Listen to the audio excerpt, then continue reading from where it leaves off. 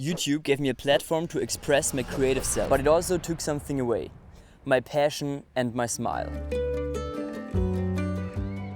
Summer 2014, I played football with my neighbors in our backyard because back then I really liked football, so I decided for myself to become a goalkeeper. No surprise that it didn't take me long to figure out that my, let's just call it, conditions aren't exactly perfect for that position. But did I let it discourage me?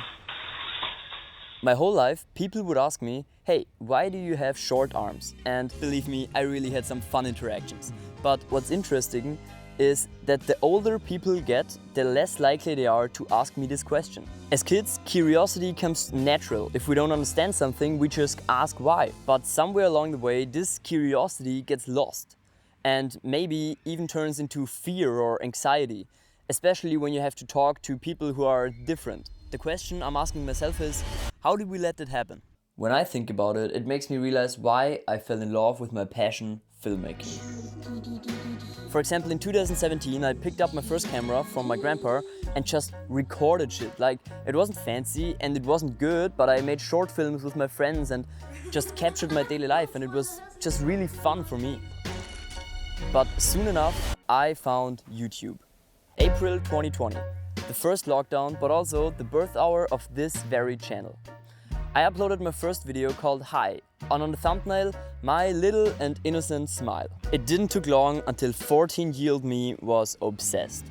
2 years in, and I think more about CTR rates, watch time and clicks than about the content that I actually wanted to create. It got to a point where I created for the YouTube algorithm and not for me. And eventually I stopped entirely. Pretty much at the same time, I also started to watch an enormous amount of YouTube videos myself to get inspired, and I quickly became a fan of this whole cinematography, color grading, and overall the art of filmmaking. But instead of recreating techniques or shots I saw on those videos, I did nothing and just sat there and watched others creating the content I wanted to do myself. So the answer of the question why I lost my smile is comparison. But quick question. What happens when a young student with a camera in his little arms and a dream in his mind compares himself to experienced filmmakers who spend 24/7 capturing the most beautiful places on earth on their Sony a7S III with a 24-70 f2.8 G master lens, and in the edit they slapped the most generic teal and orange look on it, and with a little film grain they called it film look. Sorry about that. So you really want to know what happens?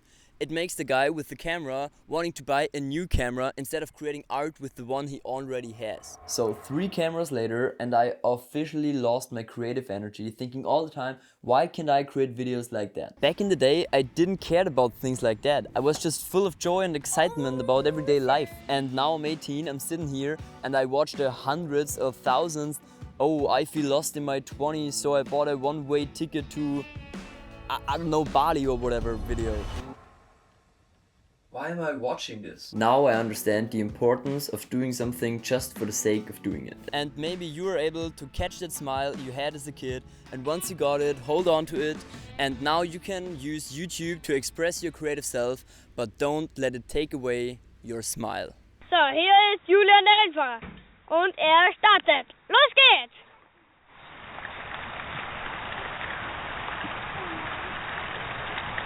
Dann hat Vollgas. Dann hat Vollgas. Kommt der Schante näher und springt. Bravo Julian, unser Rennfahrer. Berühmt! Ja!